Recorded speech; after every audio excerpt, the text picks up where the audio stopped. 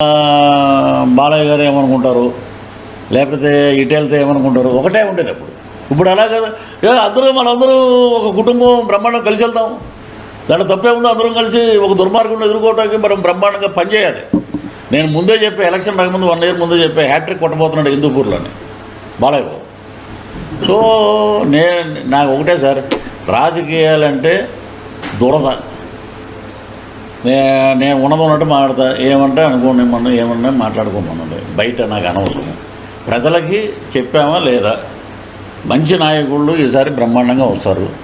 అటు బాలయ్య బాబు కూడా ఆయన క్యాంపెయిన్ ఆయన, మీరు అన్నట్టు అటు టీడీపీలో ఉన్న సినిమా యాక్టర్స్, ఇటు జనసేనలో ఉన్న సినిమా యాక్టర్స్, ఇప్పుడు బీజేపీలో ఉన్నాడు శివకృష్ణ గారు, వీళ్ళందరూ బీజేపీ, గిరిబాబు గారు, ఇలాగే అందరం కలిసి ఒక కుటుంబంలాగా ఇప్పుడు పార్టీలకు అతీతంగా మేము ప్రచారం చేస్తామండి.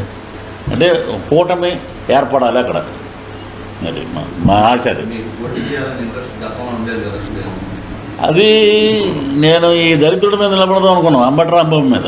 ఆల్రెడీ మా అన్నయ్యకి ఇచ్చారు, కన్నా లక్ష్మీనారాయణ గారు గారు. ఒరే నువ్వేంటి ఏదో మాట్లాడావంట, నా సీట్ ఇస్తారండి అంటే, ఆడ ఎటు తిరిగి గెలవడన్నా, ఎందుకన్నా ఆడు సోది, ఆడిది, ఆడి గురించి కూడా మనం మాట్లాడవలసిన అవసరం లేదు. ఒకప్పుడు ఏం చేస్తాం, చిప్పు దొబ్బినప్పుడు అందరికీ ప్రచారం చేసాం. మరి అతను గెలవడు ఎందుకు వచ్చింది, నువ్వు నిలబడన్నా 2029లో మేము నిలబడతాం.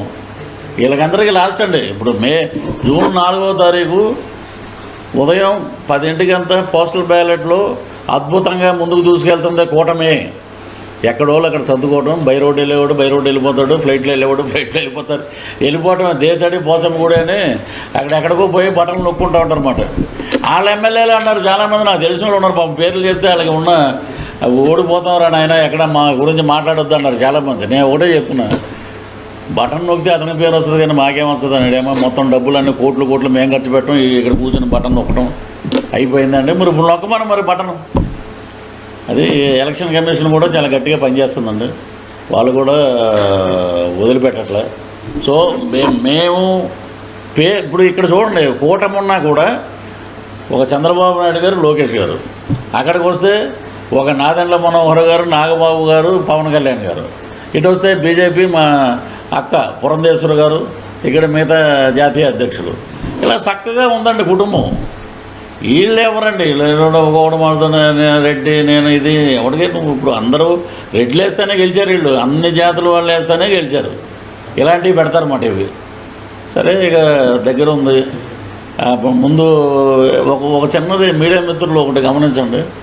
మీరు ఆయన హావభావాలు మీరు చూసే ఉంటారు. చిరంజీవి గారు మా అన్నయ్య వెళ్ళి ఏమంటే సినిమా ఇండస్ట్రీ గురించి మీరు తల్లి లాంటి స్థానంలో ఉన్నారు,